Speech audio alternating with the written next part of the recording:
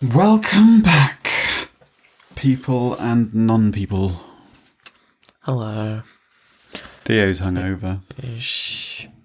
Firebolt's been drinking. Well, we need to say that for the actual podcast because we haven't introduced yet. Sorry, I forgot. Yeah, I feel so professional. Well, that's because you're a cock womble. But you'll probably put this. Ooh. Yeah, it does smell of raspberry slush puppies, kind of. You probably put this before the intro anyway. So. Oh yeah, that's definitely. Ooh. That's raspberry slush puppy flavour. We're on the VKs. Sorry, that's. Stomach's been. Shall we start? Annoying today. Shall we get started? Should we start the podcast? Can you shut up? I will actually punch you. Is that true? Is that the truth? Do you want to fucking find out? There's no need to swear at me. Of course there is, you can't. Drug alert. Well, at least that's out the way now.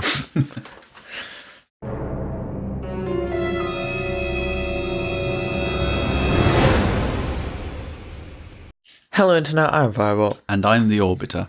And welcome to Breaking Bollocks episode 49. Good, you checked. Hello. Yeah. I've had a bit of a rough weekend. You came to my gig, didn't you? Yeah. And got pissed, didn't I you? may have had 1 or 2 beers. 1 or 8. I don't think Mum knew that yet. She just found out the truth. Okay, but people I don't care. You've got a hangover, deal with it. Fair enough. Someone bought me a drink that wasn't you. That surprised me. I must just be that charming. Yeah, I know who that was. The same person who wasn't supposed to drink before singing, but to my knowledge had at least 4 glasses of wine, so probably had twice that. Because that's just what I knew about. Well, so we thought we'd avoid the beer tonight because you did. Well, I thought it would be a good idea. Partly because when I was shopping, I just thought it might just bring back the old sort of memories of smacking your head against the wall in the Premier Inn room. Oh yeah, I tripped over and hit my head on a door frame, and now I kind of look a bit like Harry Potter minus the lightning bit. So you got a scar in your head, yeah. That was worrying at the time because it was a hell of a crack, and I just looked around and you were on the floor. Yeah. I was like, oh shit, I'm not in a fit state to drive to the hospital, even though the car's not actually here, it's still at the gig venue. Anyway. Ambulances, but whatever. Oh yeah, but... Wow, you forgot the existence of ambulances in an emergency like that. So we got a festive pack, a festive special pack of VKs. Festive? Well, the pack is a festive limited edition pack because 2 of the bottles in it are candy cane flavour. But we're the first one we're on is we've got a VK Blue each, which we think tastes like raspberry slush puppy icy kind of stuff. Those don't taste like raspberries though. I always wondered why they're blue as well, because raspberries aren't blue. Who knows? So yeah, it's a bit. So what are we talking about today? How are we going to start? Well, not necessarily kind of world news. I want to begin with... I thought this was about truth. Yeah, but we're beginning with the news, as we always do. Have you never done this podcast before? Yeah, but, like last week, everybody couldn't be asked, including Logic. So it came out a bit crap. You couldn't be. So, but this week, it's about truth, so surely we should be not doing anything to do with the news. Well, I mean, real news, not just the not fake news coverage of the news. Go on then. Bolivia. They basically had a coup, but as far as I can tell, most of the mainstream newspapers in the UK and in other Western countries seem to support that, even though it's flagrantly anti-democracy. And I've not really seen many politicians even talking about it. I'm not sure. People kind of have. Certainly, I don't really have any didn't have any concept of what kind of a state Bolivia was before. Like, yeah, it's kind of one of those countries. You kind of struggle to place on a map. I mean, I might not because I know where it is because I'm a nerd. But it's probably not right. But I tend to have probably an inbuilt prejudice that any country in South America is probably supported by drugs. Well, can you guess who that perception actually benefits, though? Well, I would assume the way you're saying it and the fact, like, geographically would be North America. Yeah. Well, the CIA can basically do whatever they want there, and people will go, oh, it was a shithole anyway. They're just trying to fix it up. But basically what happened was, it is a bit complicated, and I can understand why there are some misunderstandings of this, but after some very cursory research and just seeing what's actually happening there, if any of it was covered, I think people would think of it differently. Well, we found something on Al Jazeera, didn't we? And you looked on Reuters, was it? Yeah, they actually covered it more factual with no comment on what they necessarily stood for and whether that was good or bad, that sort of thing. But I did actually see recently, I think it was a journalist from Al Jazeera, it might have been another one, getting pepper sprayed for trying to cover protests by indigenous people in the capital. Yeah. So basically what happened was... yeah, but I mean, there were pepper spraying 2-year-olds in Brussels at the climate protests. So it's obviously an okay thing to do when people are telling the truth. Mm-hmm. But she was just trying to cover it. She wasn't part of the protest or anything. She asked one of the police that were there what was going on, I think, and got pepper sprayed. And kept going. So well done to her. But yeah, basically, Evo Morales, who is, I think, one of the first indigenous Bolivian leaders for quite some time since Spain invaded. So that was a big deal because a lot of non-native Bolivians are quite racist against indigenous Bolivians, I think. There is some racism there. Yeah, I'm not sure that's true. I mean, it's not like... I mean, a similar situation you'd have thought when the Brits were occupying India, you couldn't really accuse them of being racist, could you? Yes. Could you, though, truthfully? Yeah. They said that they... Oh, you pulled on the leg. Well, I'm playing with the truth. Oh. I'm satirising the... Sorry, because some people of the genuinely world. take that view, including, by the it's- way, Winston fucking Churchill. It's difficult, isn't it, reading the news nowadays? And Churchill was quite a big racist, actually. Yeah. Also quite a big fascist until it became unpopular and then decided, oh no, that's not so good after all. You know, read your history books, it's worth it. Sorry. He also took part in, I think, genocides. Did we mention Star Stuff's with us again tonight? No, we did not. Star Stuff's with us again tonight. I think they might have already noticed. Right. So what happened was I think they did have term limits. He served 2 terms, but this election, I think, no, he served 2 terms, but 2 years previously, I'm not sure if he'd asked the courts about this or something, but the courts basically said these term limits don't fit with the constitution of Bolivia, so let's just remove them, and said that he could run again if he wanted to, which he did. But I can't remember. Of course, that's something that they have in America, isn't it? You can only do 2 presidential terms. Yeah. Yeah. but their own courts sent. I say America. That's kind of annoying, isn't it? How they kind of monopolise that term. The United States. But there's this body that sort of looks over elections in South America. Mm. It might be the whole of the Americas. I think it is mainly South America, though. And it sort of is meant to sort of keep track of things like electoral fraud and conspiracies, all that stuff that they have problems with in the West. Can I link this then to one of the things, or two of the other things that I wanted to consider with the news, and specifically regarding truth again, was that there's two things that are really kind of worrying going on with our most often mentioned nations, which is the US and the UK. There's the impeachment bullshit that's going on, and then there's the I can't remember the name of the report that's being held back until after the general election into the Russian. I didn't know it had a name.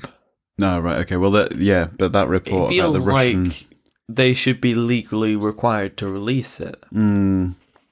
It feels like that's withholding evidence. That's all public interest. But there's an interesting, interesting's perhaps not the right word, but I find it curious that it doesn't. While people are criticising it, nobody seems to be taking any notice. And the election thing. Yeah. It's like the same thing with America. There's all this stuff going on that any other president would have been. There's no doubt they should be impeached. But because of the way Trump spins it, and increasingly the way the Tories seem to spin it here, the truth isn't actually powerful anymore. They basically got a strategy of never apologising. Right. Never admitting that they're wrong or that they could change their mind. And if people tell them that they've actually changed their mind or something, they'll just ignore it or call it fake news. So in discussion of that, would you say that in politics that the truth is relevant anymore? Well, it's relevant, but it's not being used by a lot of politicians. Right. What Trump particularly does, but a lot of other politicians, is basically makes it so reality is whatever he says it is. But can I just not challenge you on that, but maybe query whether or not you're answering the question I asked? Because what I'm wondering is whether or not the truth is relevant, not whether it should be, but whether or not it actually has a role to play in a world where it's kind of we've been labelled a post-fact society, haven't we? How can the truth win back its the power? Truth is relevant, but equally relevant is what is not true, if that makes any sense. The mistruths. Because I wanted to try and relate the subjects. I wanted to discuss whether there is any difference between, and if so, what that difference is between truth and facts. Right, can I just finish up with the news bit? No. I mean, it relates to the subject. Okay. But it's important because no one's fucking talking about it.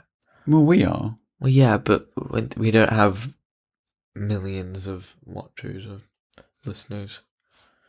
Maybe one day.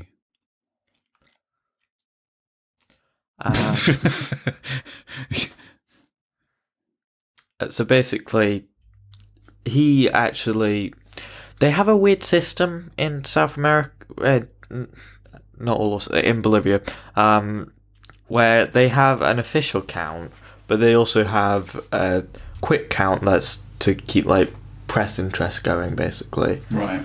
And it has like a percentage of how many of the votes that they've actually counted. They don't do it with so much as like constituencies or anything where they tally them all up and then release results.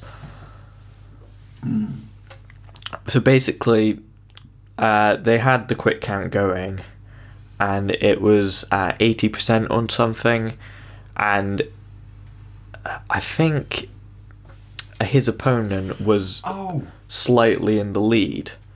yeah. They then stopped the quick count because they thought, okay, we're going to finish the official count before this gets to the thing anyway, so that'll be fine. They had masses of protests about that, and not complaints. They didn't finish it, did they? Well, they then had to restart the quick count, and Eva Morales had jumped up massively. So people were saying, oh, this is cheating. That couldn't have possibly happened. But actually, if you look at his sort of demographics and how any statistics work, it seemed relatively actually likely because his voters are mainly rural. Was it not at the point where they realised that he was going to win that they just basically decided, well, the opposition, if you like, decided not to allow it to complete, kind of thing? I'm not sure, but basically they said Declared themselves the winners. Yeah, but basically they said, oh, there's no way you could have leaked this much in about 10% of votes. Yeah, so we must have won. Yeah, but it's sort because it looks like you've cheated. But I think after the official count was done, and I don't think there's really much question as to the legitimacy. Did they actually finish of that. it though?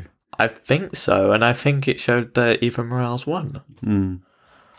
But they'd already accused them of rigging it then by that point, hadn't they? And then fascist paramilitaries that are, I think, partially backed by the CIA started ransacking politicians' homes. They've got a long history of fucking up South America, haven't they? Yeah. They dragged a mayor out into the street, cut her hair and covered her in paint, and started almost torturing her, I think. The guy who won, Eva Morales, has had to seek asylum in Mexico. Yeah. Because his life is at risk otherwise. And they've installed someone who's not been elected, who's been described as a women's rights activist on a lot of the people covering this, but she's a Christian fascist. Right. She called, I think she said that indigenous people need to get out of the city so that we can stop satanic rituals. Right. Okay. And a week before that, put up a photo of indigenous people protesting and said because they had shoes, they couldn't be indigenous. Because they had shoes? Yes. Okay. That's the sort of person that a lot of places seem to be comfortable with, either that or they just haven't actually looked at it at all. Even Canada's saying that they support her. Strange. But I think Canada does pretend to be quite progressive and then does all those shady deals around the world like most places do. Sort of not in my backyard sort of thing. Like selling arms to Saudi Arabia, who also have flagrant human rights abuses. Speaking of fighting for the truth, I see Greta Thunberg's taking a boat somewhere else again. Yeah, some Australians, I think, offered her a ride to Spain. Yeah, but not just any. It was. I noticed the ship was a particularly eco-friendly vessel, kind of a zero carbon footprint vessel. I think it is basically just sailing. Oh, that was why. Yeah, because she had been planning to go to the climate conference in, where was it that it got? Well, she was at the UN summit a while ago. Yeah, there was going to be another climate conference, but it got called off because of protests somewhere. I don't know. I think that was in South America. Paraguay's ringing a bell. I I don't know. Anyway, well, that's probably worth looking up at some point, but I can't be asked at the moment. Wrong episode. There's a computer in front of us for these reasons. Well, actually, while do you want to have a quick look for that while I tell another story about a related thing, which I found incredibly funny. That the worst flooding for decades has happened in Venice. And there was a shot in the paper of the council chambers, which the city or town, whatever, is it a city? Well, the local council anyway, have basically just voted against an ecological policy that would have been in favour of, that would have helped with some climate change. I think it was something to do with plastics, actually. I can't remember what it was, but there was some environmental policy that they just voted overwhelmingly against, and then like half an hour later, their council chambers got flooded out, which I thought was funny. So she was going to. I can't see anything about Paraguay here. That's it there. Oh, right. Sorry. Those are just images. Well, anyway, she was on her way to somewhere, but I think that might have been Spain. Yeah, she's going to Australia now because that's on fire, isn't it? Pretty much. Pretty much everywhere seems to be on fire. Yeah, I saw something about pyrocumulonimbus clouds. Did you see that? Firestorms. Fucking hell. Basically, when the heat... I mean, they sound cool as fuck if it wasn't killing everybody. It's a weather phenomenon that happens when the heat becomes so intense above a widespread wildfire that it begins to affect weather systems. That sounds a bit like Venus. And it's called... Yeah, it's basically, it's a firestorm. And they've had a few of those in Australia recently. I think Sydney it was quite close to Sydney, wasn't it? New South Wales that it's all happening.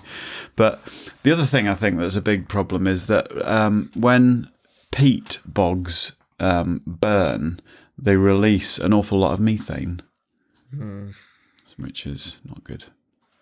Well, so it's kind of that cyclical thing accelerating. They were that this firestorm was burning peat bogs.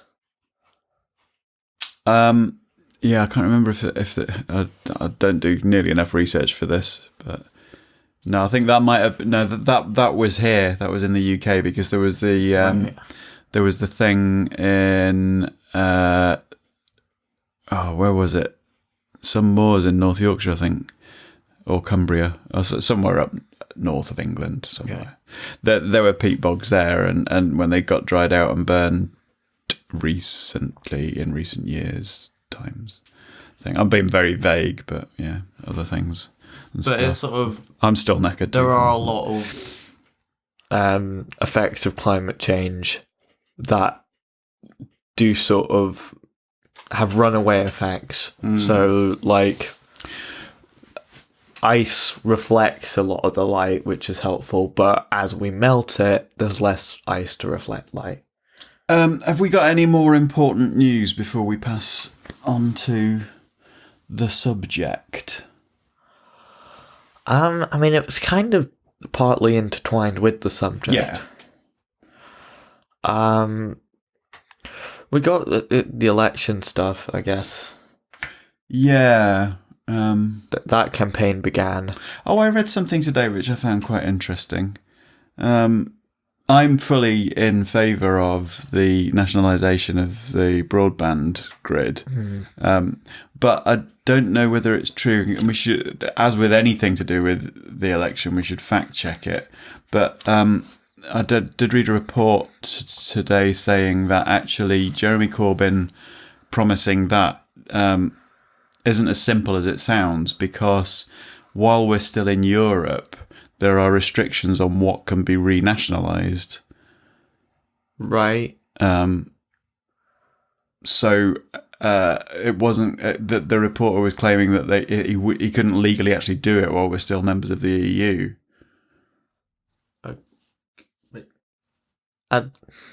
Because there are rules on what can be nationalised. Okay. I'm going to guess that the Tory MEPs probably voted for that as well, but... Renationalise. You're such an old person. Would you like to demonstrate how youth of today do it? Okay, this is on New Statesman. Would Labour plans to nationalise BT Openreach, fuck off privacy thing, be legal under EU rules? So nothing in EU rules prohibits nationalisation. They do have implications for how you run nationalised and privatised services alike.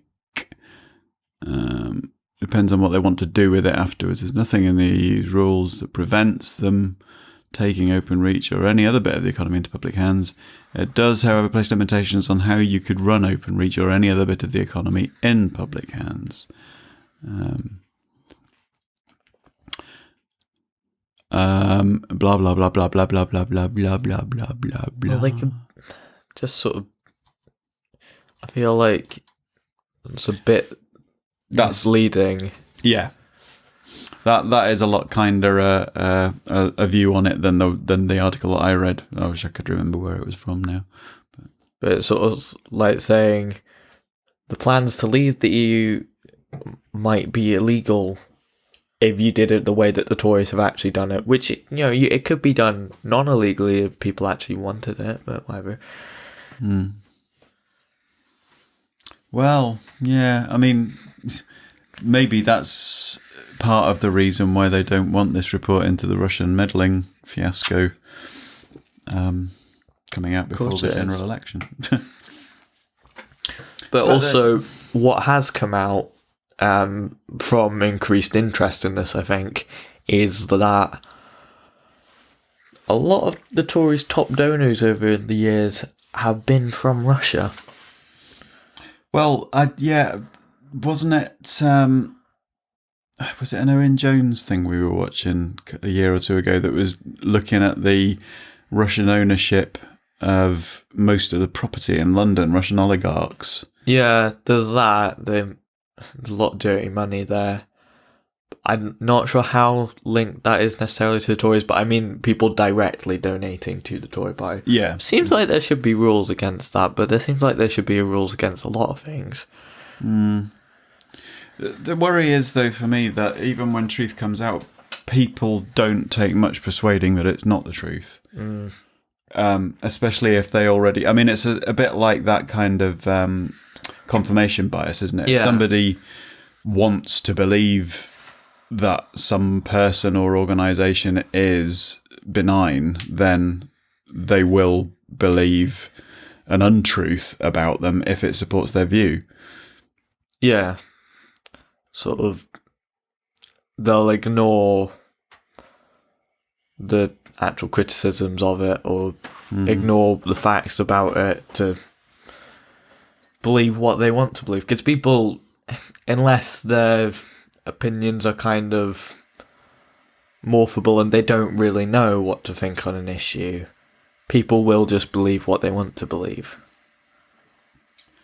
So, I mean, I suppose that relating to what I was gonna say about, what is the difference between truth and fact? You could also bring into that definition opinion as well, and because there's a lot of this flying around at the moment. Is that, well, that's your opinion?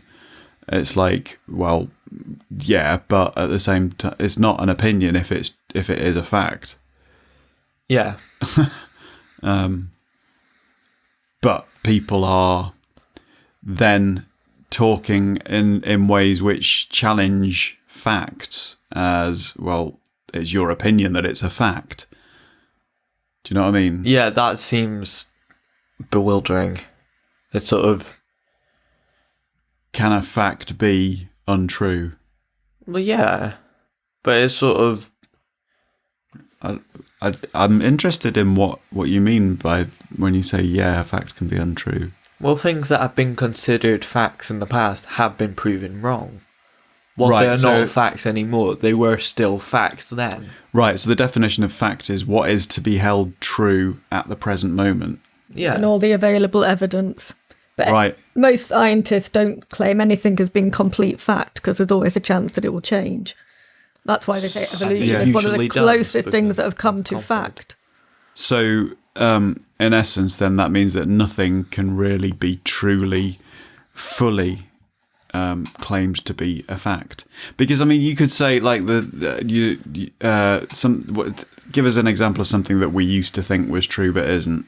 We now know not to be true. They had that flotsam thing. They thought it was Phlogiston. phlogiston. Yeah. Yeah, I was thinking of that. What was that again? It's something to do with fire and gas and stuff, wasn't it?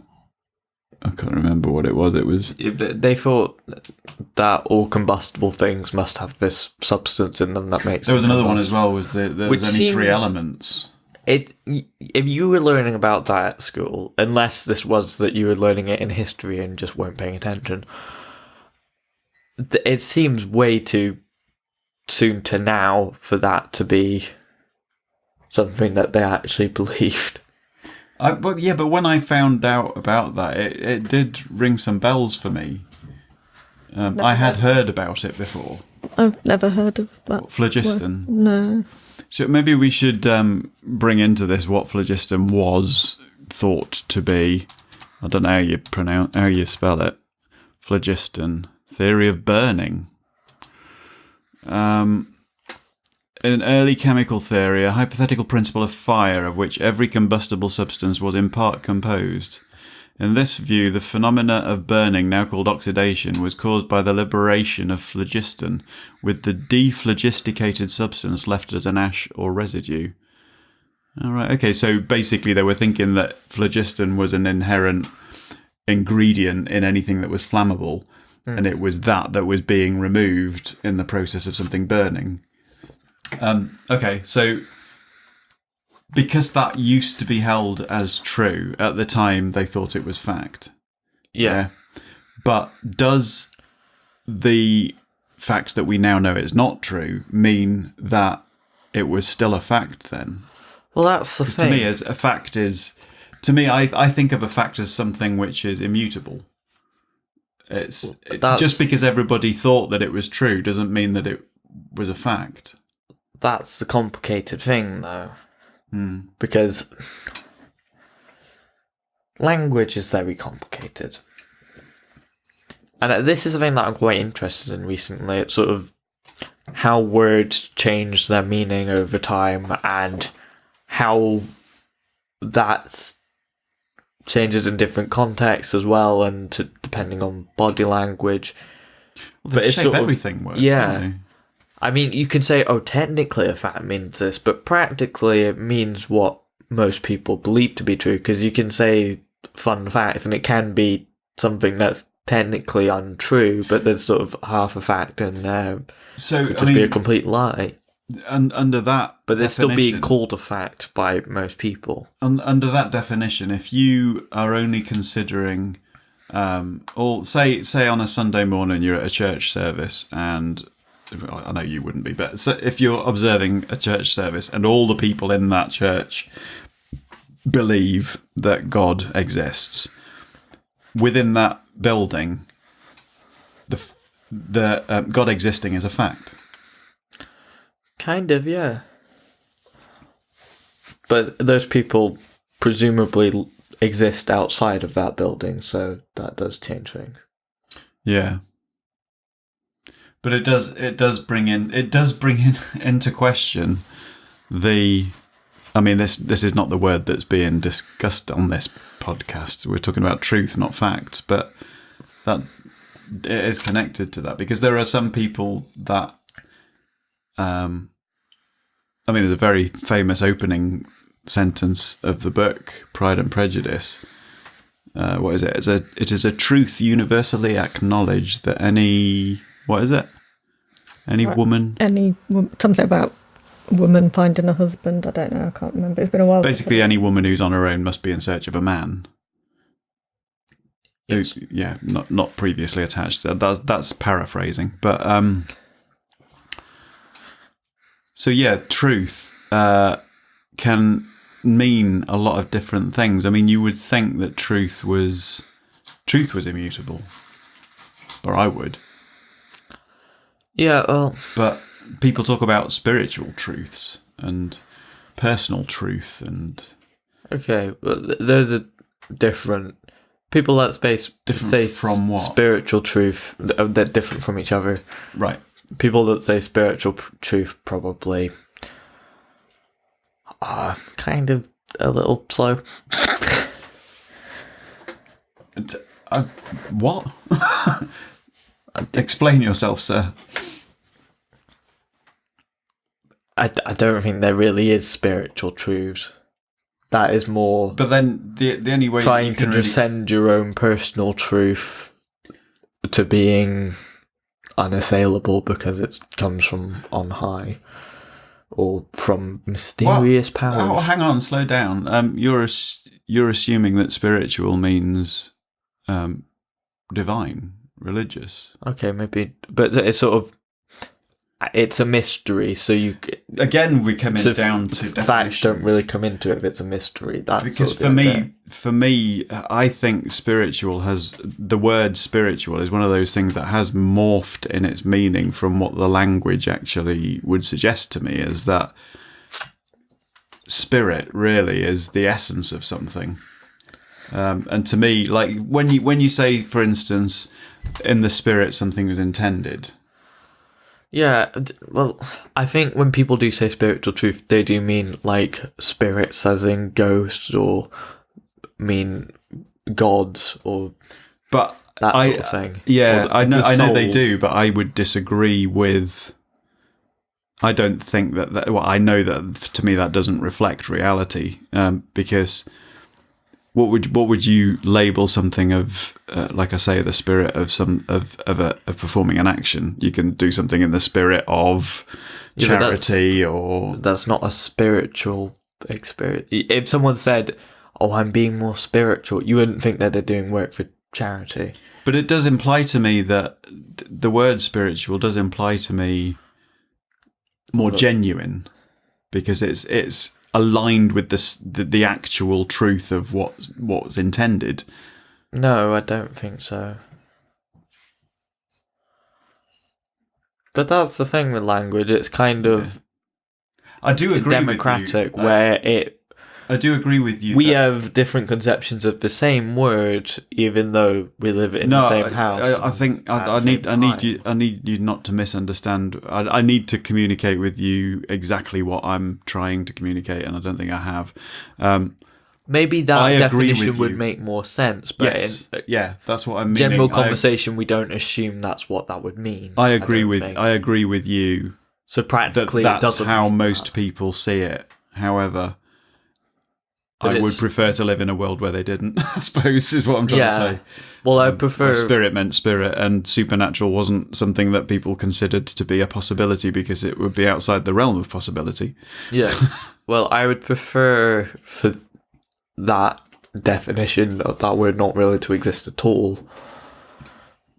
'Cause I prefer that wasn't needed. Yeah. But it's sort of, I think it's Tim Minchin. Well, it's a poem kind of, Storm, where Storm. yeah, Mm. it's basically about going to a dinner with someone who's just flown over here and are about to start living there, but no one really knows who they are that much, and they just invite her to dinner because they're connected somehow, and she's very opinionated, but of the sorts of stuff that is mostly bullshit. Right. Oh, we should bring up, shouldn't we? Yeah, carry on. We'll finish your story first. So they start going on about homeopathy and that we should use more natural medicines and that sort of thing. Yeah, that's bullshit, isn't it? And he says nothing's ever gotten better by people wondering, by sitting around saying, "Oh, isn't life mysterious?" Yeah. and leaving it at that. I mean, there's Paraphrase. numerous things I've lost the thread of, but natural. It annoys me when people see man-made stuff as being unnatural. It's like, well, it's sort of in practical terms, because in it is that same thing of the kind of people who don't see humans as animals. it's complicated, because the actual scientific bodies do call them man-made elements and unnaturally occurring elements. They have naturally occurring elements and elements that don't occur naturally. That's what. Yeah, but to me, that's not looking at it fully. It's omitting humans from the big picture of we are a part of nature. If we create something, that's a result of nature organizing itself into life forms which are human, and then those organizations of energy and matter. I get that, but it's sort of, that's a bit long-winded, and it's just a way to separate the two concepts. We've never observed them occurring without people making them, basically. Yeah. So, in that sense, when I fart, I emit methane. Yes. That's a naturally occurring gas, but it's man-made. I think you've been drinking too much. Yeah, well, I mean, methane does. So, would that fart be considered natural? Yeah. Or supernatural? Or unnatural? Well, that's sort of a bodily process. Benefit? It's not like you've decided. Like, I haven't synthesized it from... yeah, stars don't decide to make hydrogen or helium. Well, we're going to get into free will now, aren't we? No, we will not. Because I can't be asked with that discussion. But it's to do with truth. We all know it. It's complicated. Is it a thing? I'm probably not, but we probably also don't live in a deterministic universe, and that's because of quantum mechanics. Oh, Jesus. Well, Now, can I basically, get it's these a- worms back in this can? Right. Beginning of the universe, we think, because with everything, it's sort of, we think this happens because that's what we see left over, and there's good evidence to suggest this, but we've been wrong many times, and there's been new evidence, and we've changed it slightly. I finished A Brief History of Time recently, and I get really annoyed because he'll write this whole bit, and I'll start talking about it to people, and it's like, oh, that's really great, and then at the end of the chapter it says, and here's why that was very wrong of me, and that was the biggest mistake I ever made in my career. See, at the point where you had stopped reading before that, you were considering what you'd read to be truth. Yeah. And treating it as such. So, truth is always temporary then, in nature. Yeah. Yeah, I suppose it has to be, doesn't it? Because even if a fact remains true, it's still given a different frame of reference by a different temporal viewpoint. There is a sort of... It becomes historical. So, for example, right now it's a fact that you have not been booped in the last 5 seconds. Right now it is not. But truth and fact, yeah, different things. And right now it is again. Oh, stop it. Stop playing yo-yo with truth. But like you say, when you bring in quantum mechanics into it, does that not mean that technically in somewhere in the multiverse it's both true and not true at the same time? The thing is, with quantum mechanics... Well, it can't be the same time if it's in a different universe, can it? They only occur in quite extreme conditions. Well, they only really matter massively in very extreme conditions. What do? Quantum mechanics. Right. Like the start of the universal black holes. Yeah. Basically where it's very dense. Like Or... you.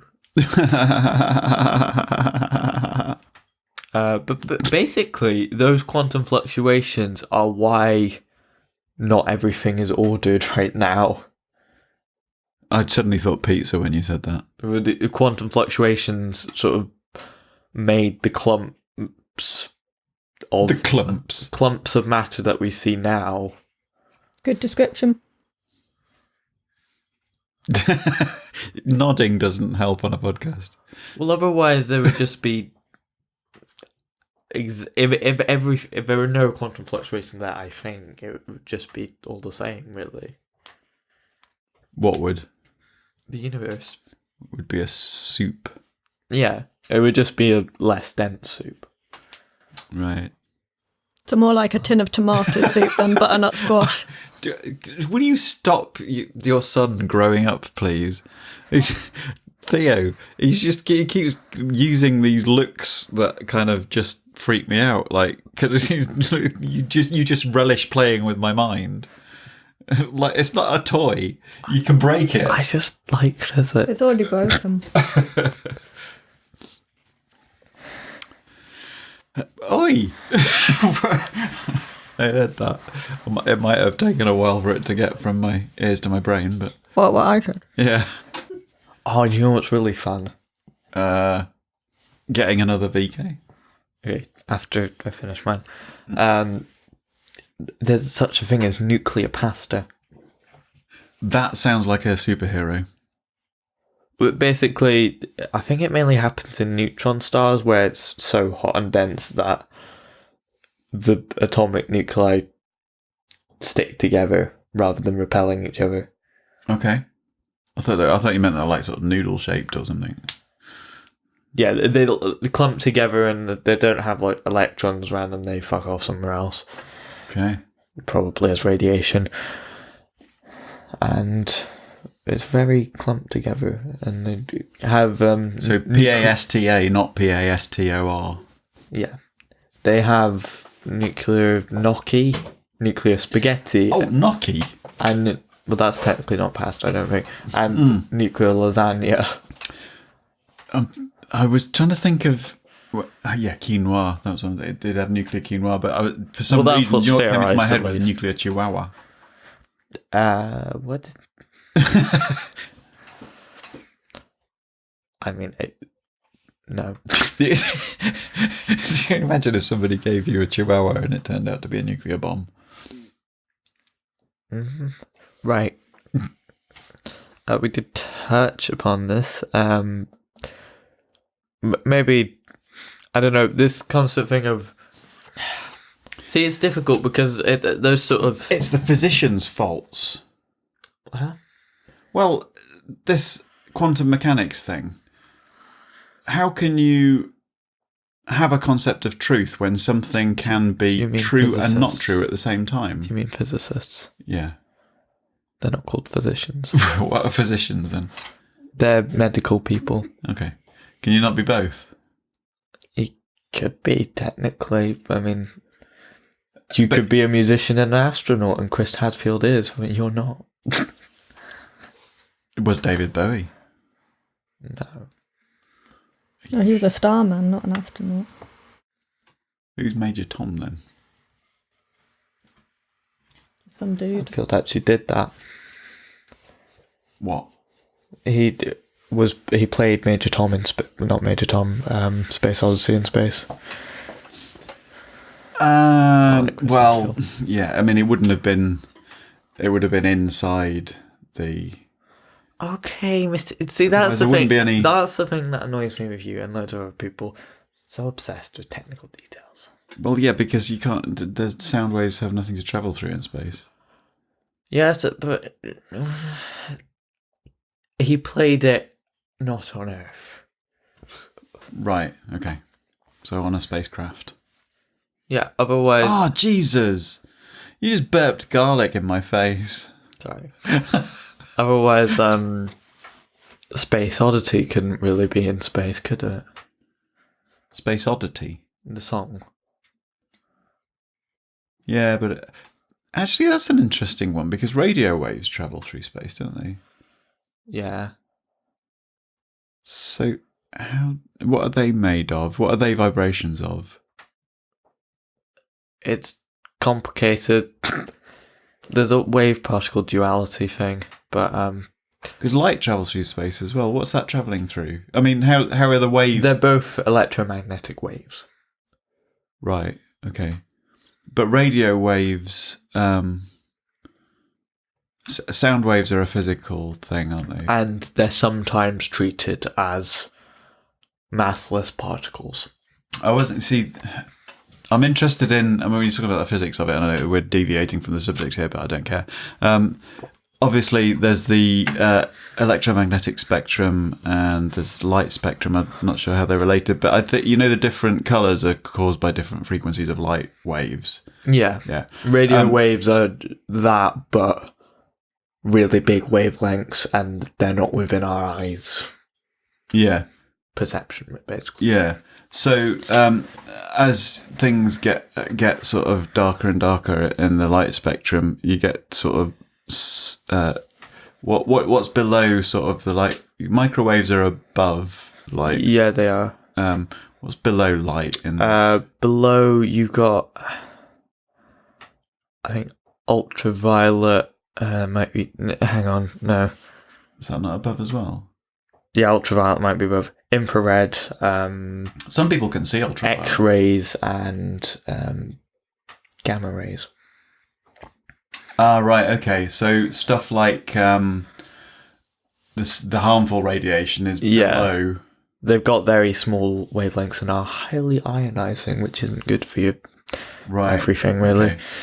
Which is presumably why all this stuff about mobile phones causing cancer in your brain and all that is bullshit, because actually if that were true, then light would be doing far worse. Also, a reason why that's bullshit is that it is not supported by any credible evidence. But no, but you know what I mean. The logic behind it doesn't hold up even it's without just sort any of testing. Fear-mongering by people that don't understand how technology or physics work. So, with those radiation-based harms that like you said about gamma rays, and you get basically the sort of are they more harmful the lower the wavelength? The sort of general rule with that is that. Oh, you told a lie. Sorry, what was that? In what universe are you 18 years old and studying for a physics degree? The one that happened last night. At university. Shh, don't tell them that lie. Tell who? The audience. Word might travel. I just wanted to cover the bases. The bases? My bases. I don't know. Shut up. The general rule is almost derailed you. There's hang on. There's the more penetrative stuff, and then there's the more ionizing stuff. So like alpha radiation, which you get if you like handle nuclear waste. Yeah. Also, what was in the toilet this morning after my hangover, during the hangover. You get alpha radiation, which is very, very bad and will kill you. That sort of stuff would have been at Chernobyl. Yeah. And then you get beta radiation, which are electrons, and that is stuff that can like go through your window. See, this is where I can understand the difference in that there's wave-particle duality thing. It's the particles that are doing the damage, isn't it? Yeah. Because waves... Well, it depends again.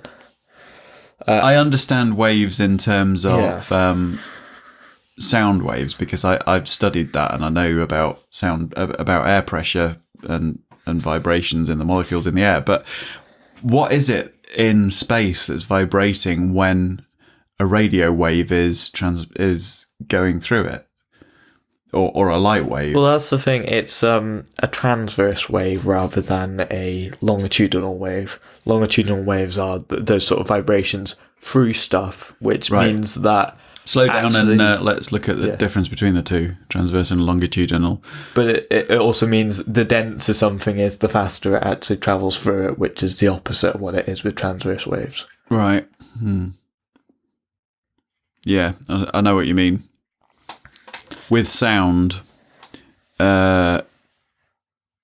as it travels towards you, the molecules are going back and forth in the direction of travel, Yeah. like towards you and away from you. The transverse waves are more like traveling particles, so they don't really need to vibrate through anything. Oh, right, okay. Yeah. But So it's they're sort of- literally zigzagging. Yeah, kind of.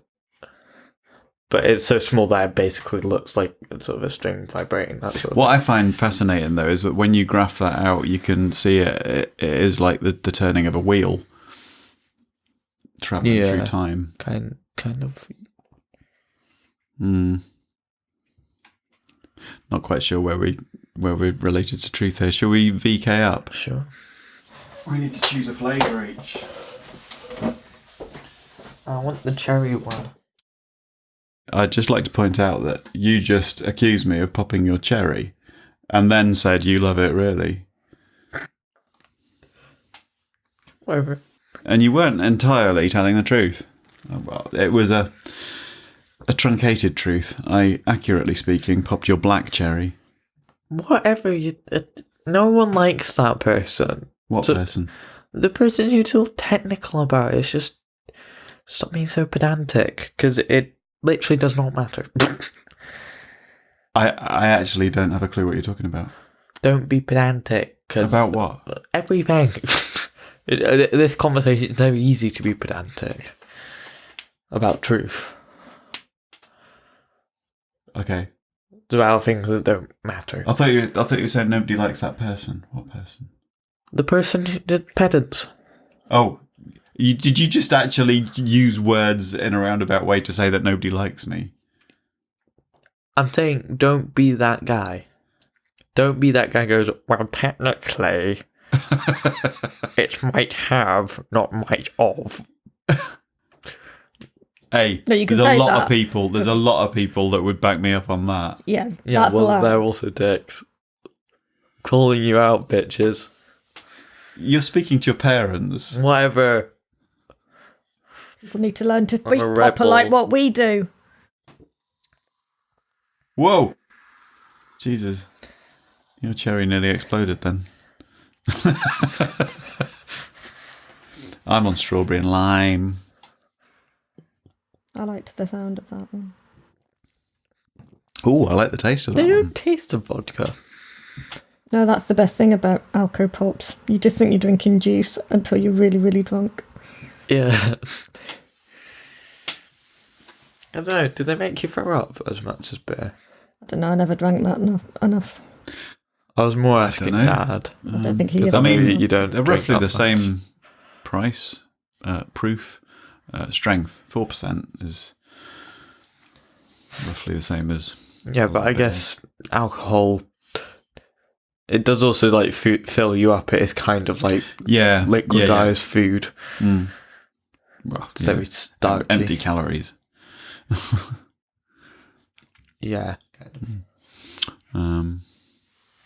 How are we going to get back on subject? Now we're back with our VK refills.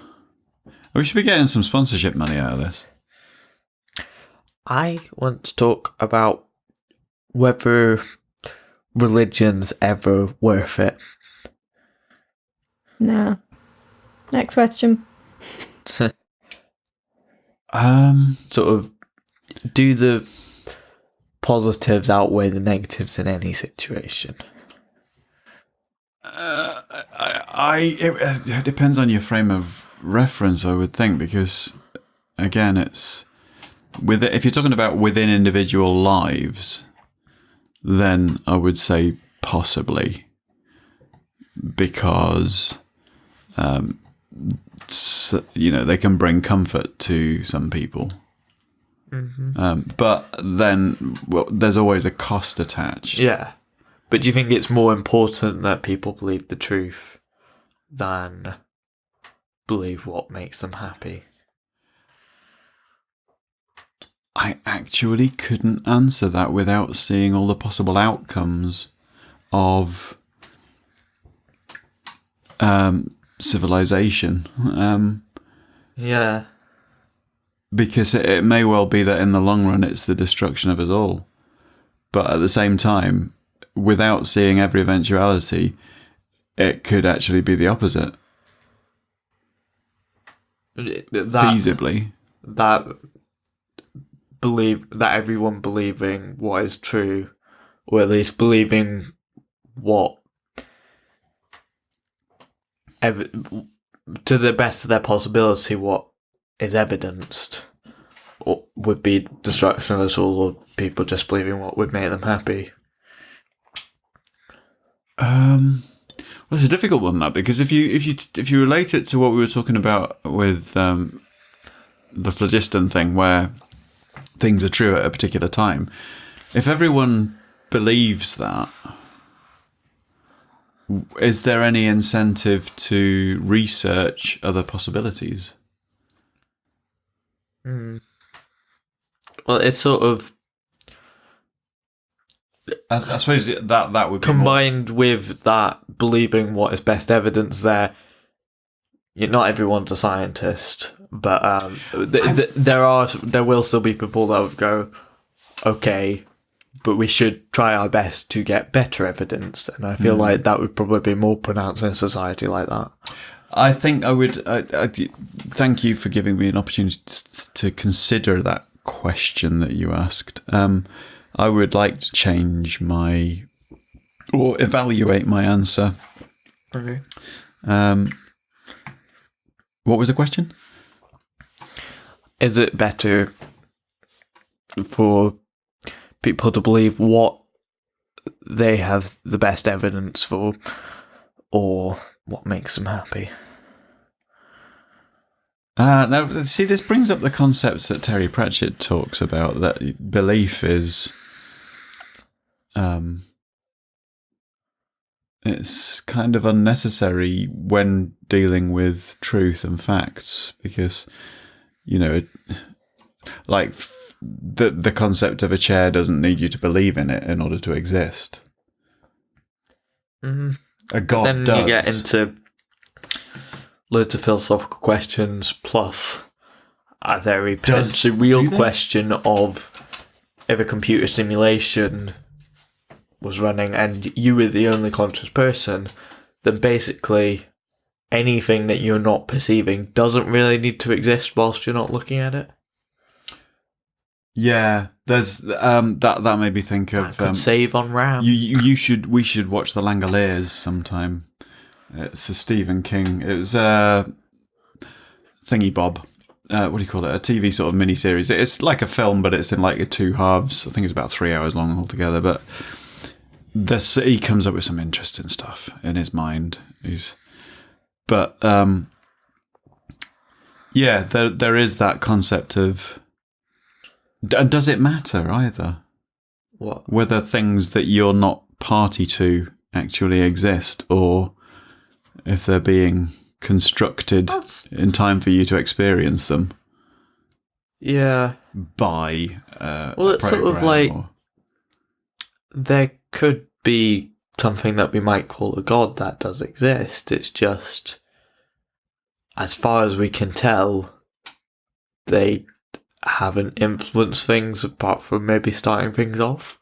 So it doesn't really matter. Why?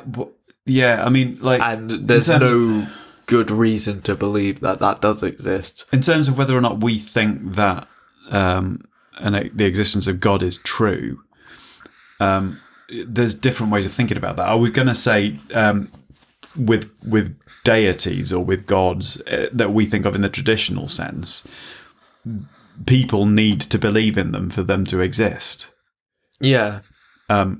But if you're talking about in terms of a creator of an environment that you inhabit, they don't necessarily need you to believe in them, but to exist, in the Matrix kind of simulation kind of thing. Yeah. Most people don't believe in even the Matrix itself. Which, if the concept of somebody creating it is irrelevant in that case. If simulating a universe or simulating a life within a universe is possible, it's quite likely we are in a simulation. Yeah, I do like that. I'm going to allow you time to explain that in case anyone hasn't heard our is it the AI podcast we did? I don't think we did one on AI. I think it might have been reality. Reality then, yeah.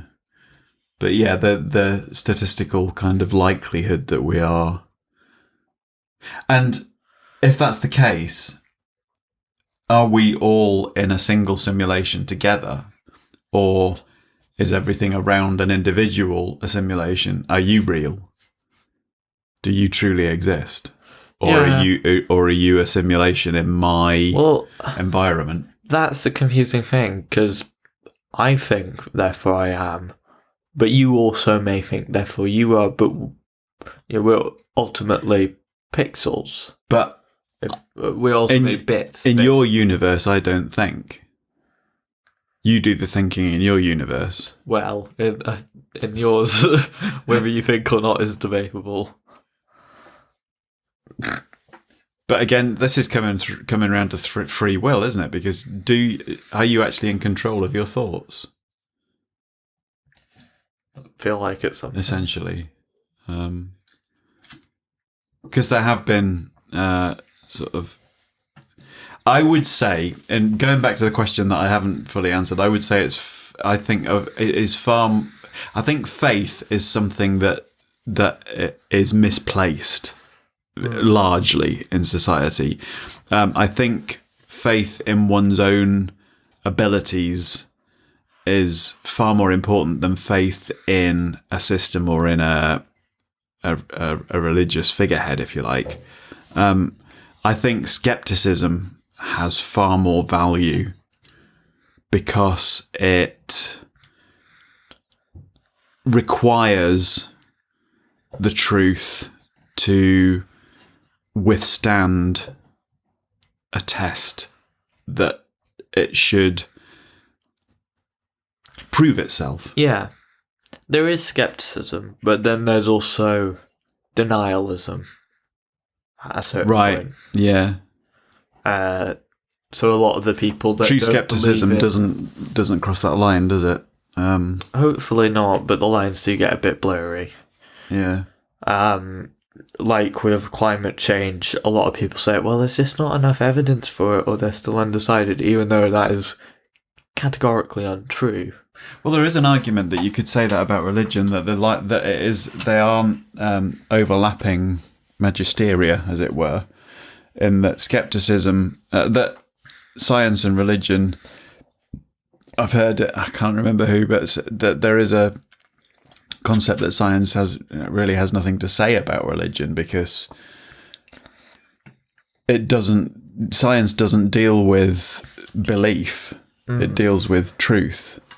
Or fact. It deals with facts. I suppose that's in essence is what I was trying to get at with the difference between truth and facts. Is that truth to me? The word truth conjures up connotations of kind of hippie, kind of new age, kind of spiritual, kind of. Do you know what I mean? It's less when you're talking scientifically. You're talking more about fact to me. I think one of the things I've heard is observable truth. That's what science looks at. What can be observed as being true. Yeah. But it's sort of like if there was a creator of some simulation, in all likelihood there is no way we could possibly observe that to exist or any evidence of that existing, other than knowing that if that is possible, it's likely to be our case. But as it has no bearing on our current situation and there's no way to prove it, there's no real point at looking at it other than philosophically sort of. I don't know whether or not you can help me with this. You might be able to. You might have heard of it.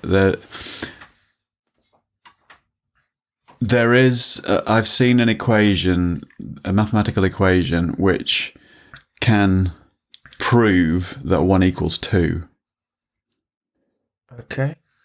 There's probably a number 4 video on this. So, that to me, if that is a mathematically correct, I mean, there must be an explanation for why it can't be correct. But then you have such things as imaginary numbers, which can be used in maths. I did hear something though that apparently they're not technically imaginary. In what universe wouldn't they be though? Because how do you have the square root of a negative number? I think it involves like 4-dimensional graphs and things. Yeah. So again, Quartic functions, that sort of thing. It's frame of reference then, isn't it? Mm. Whether a number truly exists. I mean, it has to exist if it can be used to prove things, unless you're using inefficient methods that aren't up to a task. Do you know what I mean?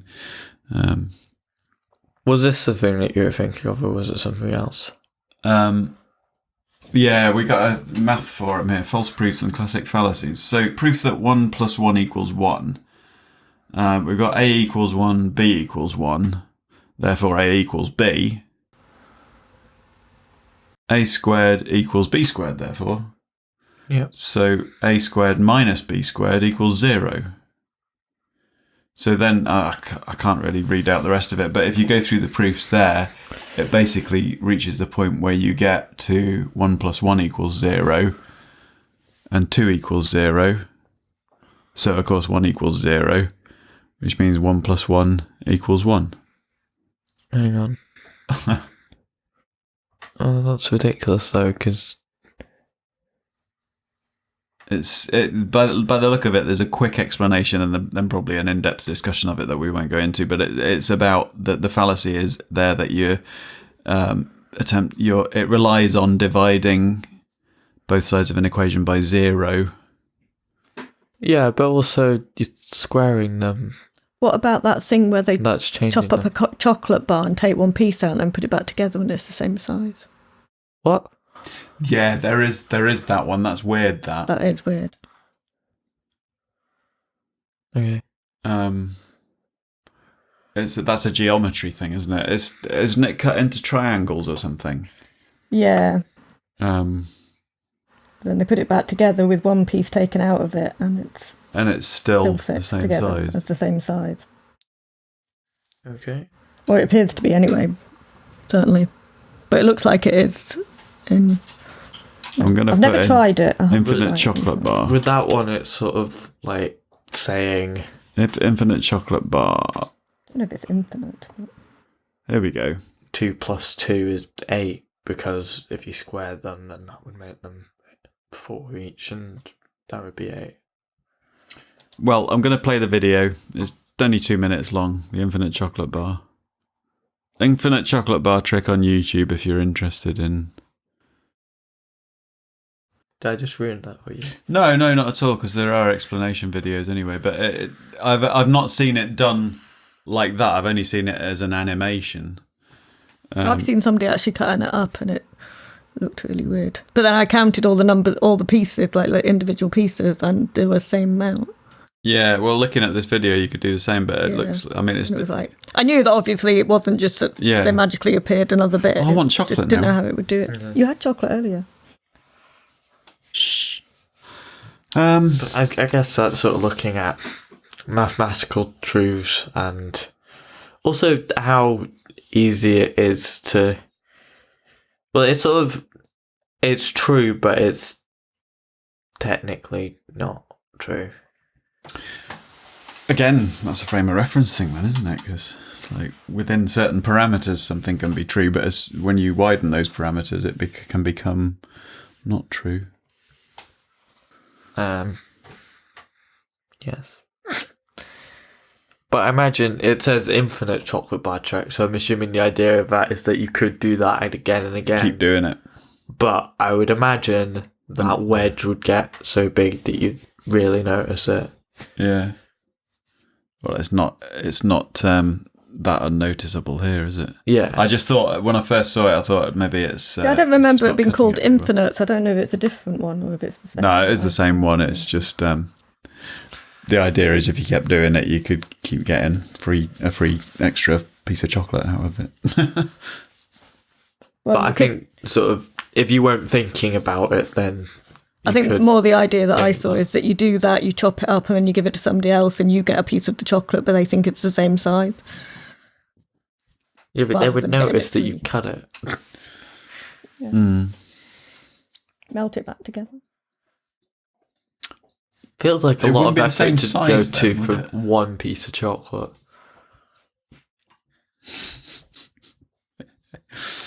What are we going to talk about now? Do you think absolute truth exists?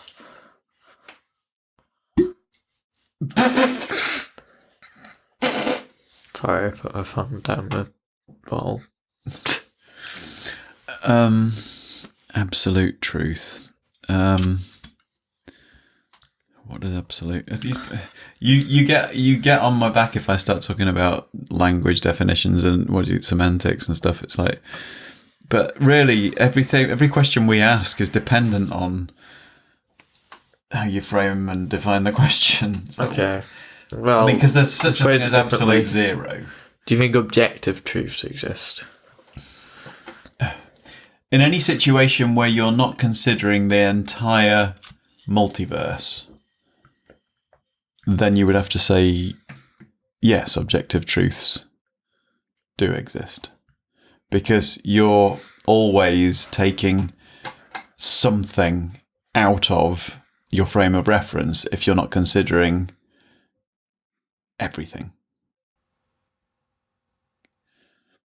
However limiting that might be, or not limiting. There are some things that will be true. Always within your frame of reference, though, will be the uncertainty principle. Oh, for God's sake! Why you do this to my head? Which basically, you can't really know anything with that. No, It ruins science. It's really annoying. but is it But true? it's yeah. Basically, and this is related to the wave particle duality thing. Observing wave, you can't a wave or particles. It can be both and different. Whatever. If you know its position, you can't know its velocity. Podcasters, you just missed a joke. Get on YouTube. Carry on. Frame of reference. See, truth. In that sense, until I mentioned it, the fact that I waved at you wasn't true to people who were only listening and not seeing. Continue with your uncertainty. Yeah, if you know its velocity, you can't know its position. If you know Yeah. its position, you can't know its velocity. It's a thing to do with basically when you're observing that, the actual light that you're observing from that, it goes in between the waves. Yeah, I mean, actually, when I frame this within a concept that I can envisage, I'm looking at, say, a sound wave on a graph. Don't think of that. Yeah, no, you can, because when I do that, you can't accurately place the position of that sound wave when you're, say, in digital terms, you can't accurately place it. You're cutting time up with digital sampling. In analog terms, you can, but there has to be all sorts of clever technology in place to construct a waveform from digital information, because the digital information cannot precisely pinpoint a position on a wave because it has to have duration. Well, this is the thing, that this isn't a technical impracticality or impossibility. It's just literally not possible to be certain of those two things at the same time. Yeah. But that makes sense to me. That's not an uncertainty principle, that's a certainty principle to me, because it's like, well, because you're taking the definition of speed and time, the two can't be unconnected. Do you know what I mean? You can't have speed without time. I didn't say time, I said position. Position, sorry. Yeah, but speed... and position are something that are relative to time, aren't they? It's complicated. There's a lot of technicalities with it. I mean, it takes time to measure something. So again, that you could just do that with computers. yeah, but even a computer takes time to measure something. Yeah, but it would be within acceptable margins of error.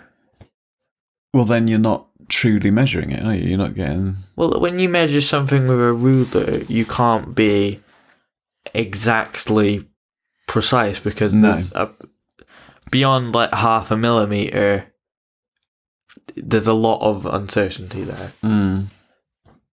So basically, the more important the small bits are, the more precise you want to be with your measurement. Mm. So again, it's a frame of reference thing, isn't it? Yeah. How accurate do you need your speed measurement to be, or how accurate do you need your position measurement to be? Well, one of them is going to be more relevant than the other in most situations. There's quite an important distinction there between accuracy and precision. Because you can be very precise and completely inaccurate, and also accurate but not very precise.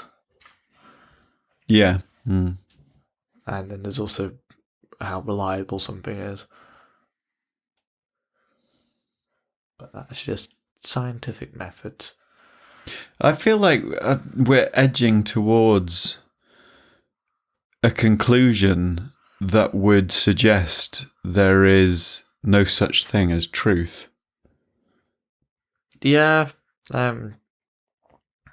it's complicated. See, that's the thing.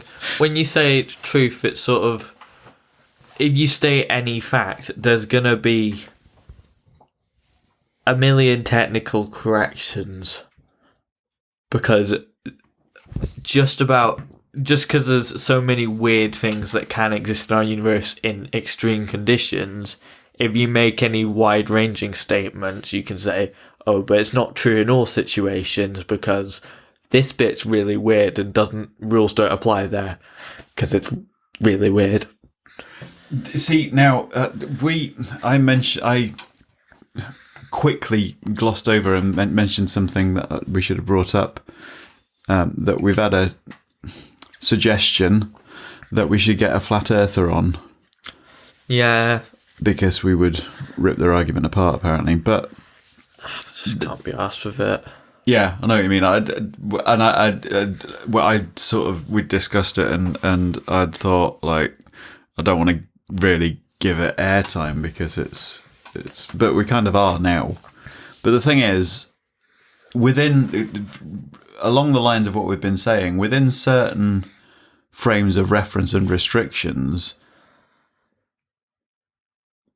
that is there a realm in which that belief can be said to be true? What? About the Earth being flat. Is there any... Oh, there's a brilliant video on this. Is there any situation, is there any frame of reference in which that can be said to be true? And I'm getting a video. Vsauce Flat Earth. Hey, Vsauce. Michael here. This plate. Can you pause it a minute? Well, with the right... Am I not right in technically stating that the Earth is flat? It's space that's curved. The universe is mostly flat. It has bumps in it where there's mass. Right, carry on then. So mass sort of curved space. Yeah. That's the idea. Go on then, carry on. So you kind of got that the wrong way around.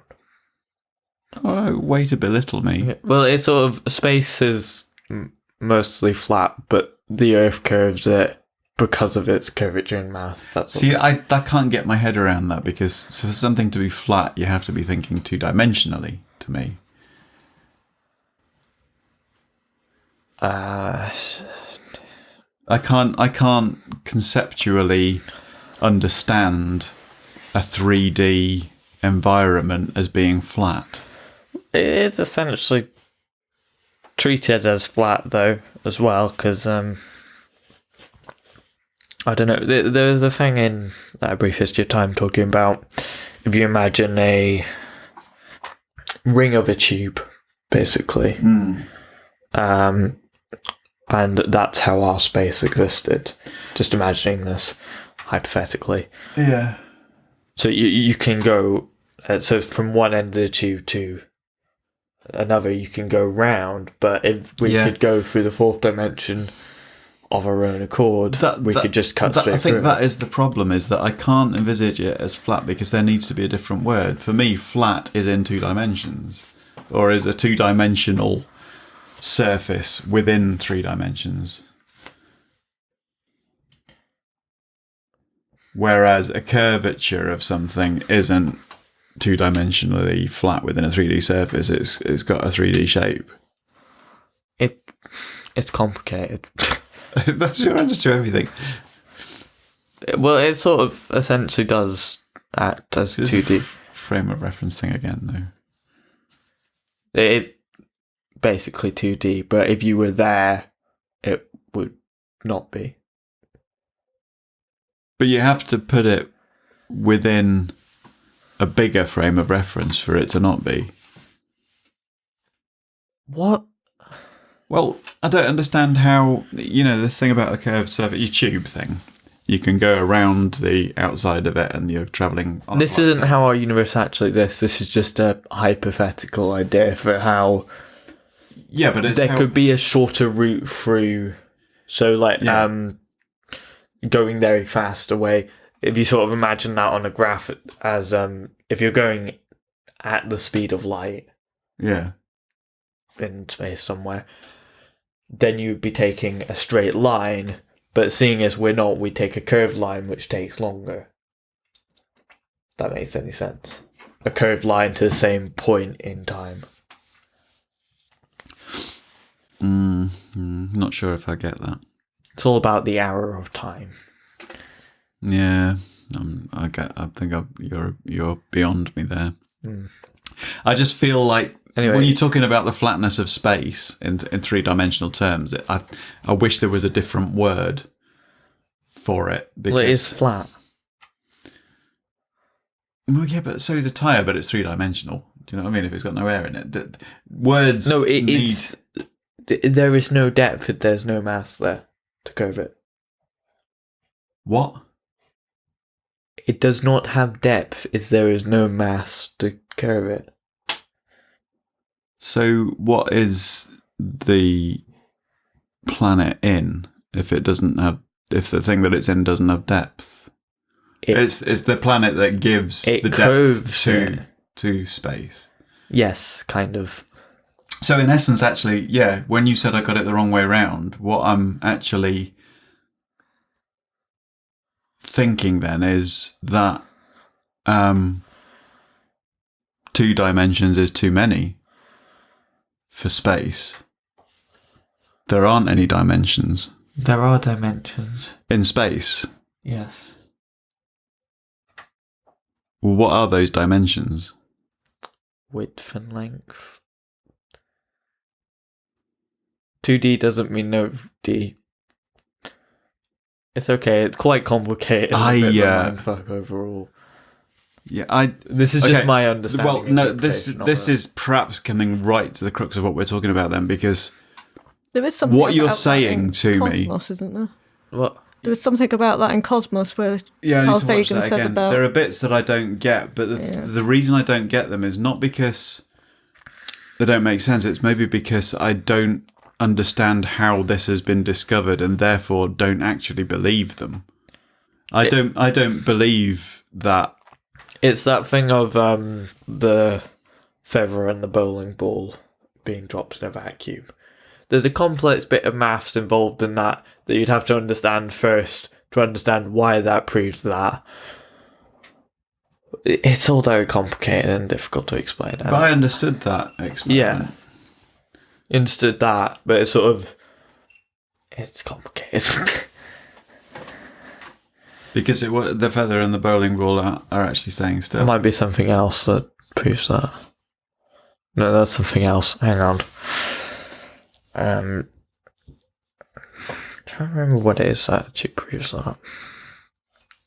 But there is a point at which physics goes beyond everyone's understanding.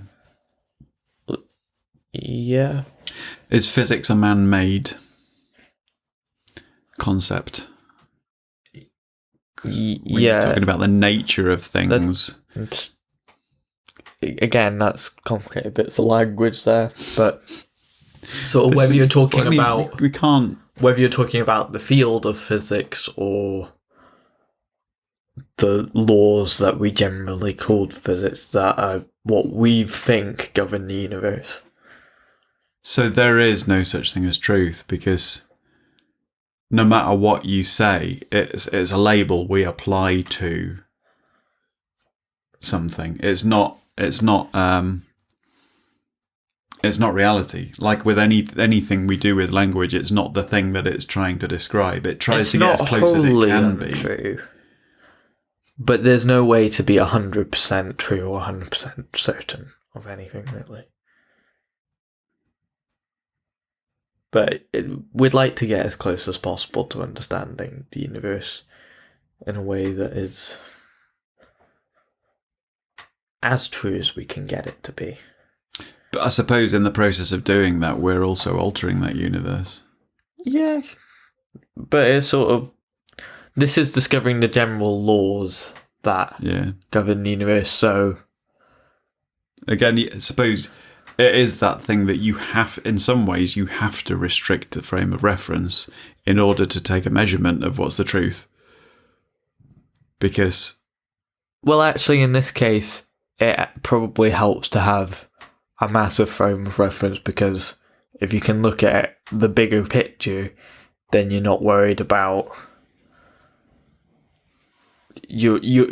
what you actually do doesn't matter as much. However, when you get very small down to, say, the uncertainty principle, you actually observing things changes them. Yeah.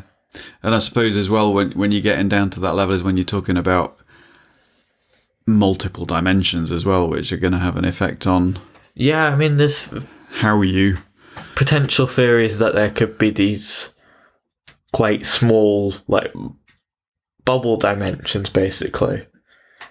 Yeah. That could exist in, like, the size of a football, but because they're in an isolated part of space, probably would never be discovered. Because it would have a lot of strange effects, I think, if it was near a planet. But then... Oh my goodness gracious me. But then there are also limitations because of the speed of light being finite, that we cannot observe everything. Mm. No matter how powerful your telescope is. No. Well, I mean, yeah. Although we can observe everything that within the observer, we can basically try to observe to the best of our ability to observe the whole universe. That's it, basically.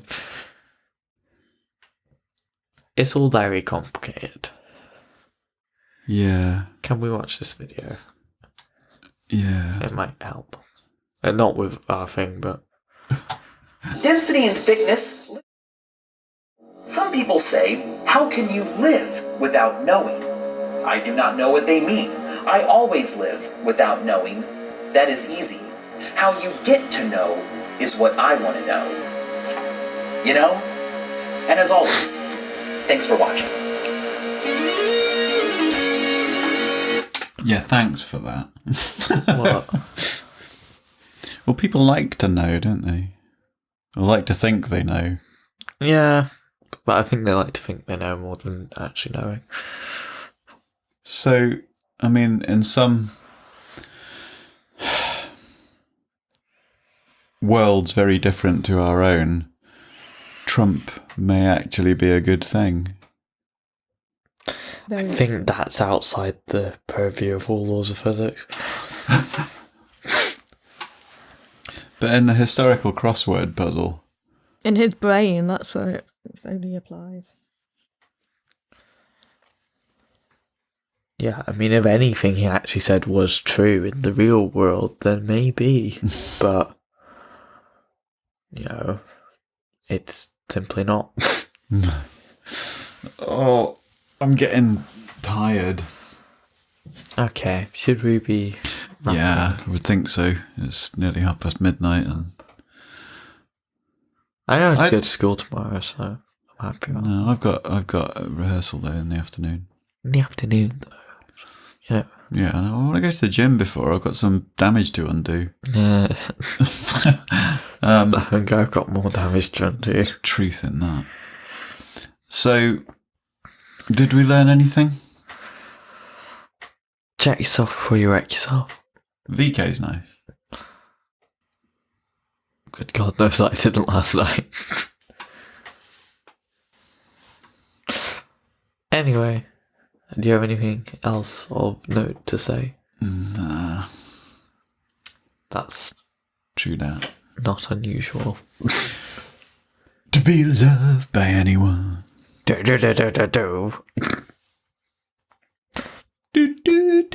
I open Firebolt. I've been the Orbiter. Do you mind?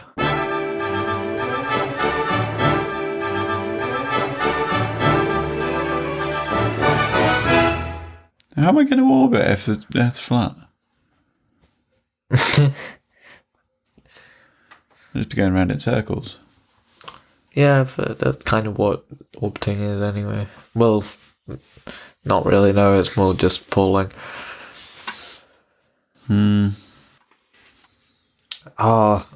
reading, this might go after the outro, Life, the Universe and Everything, Should I say goodbye first? about saying the trick with flying is to aim for the ground and miss. Yeah, well, that is orbiting, isn't it? Yeah. So, I can fly. Basically, you have to fall over and get distracted and forget to hit the floor. Well, that's the sort of thing I would do. I truly am the Orbiter. I'm not very good at forgetting to hit the floor, I just hit the floor. But basically, if you jumped out of the ISS, you'd probably be doing that for a while. Yeah. I wouldn't recommend jumping out the ISS because you'd probably die. Yeah, some people think you're talking about terrorists now. No, I'm talking about the International Space Station. Have we finished yet? I think so.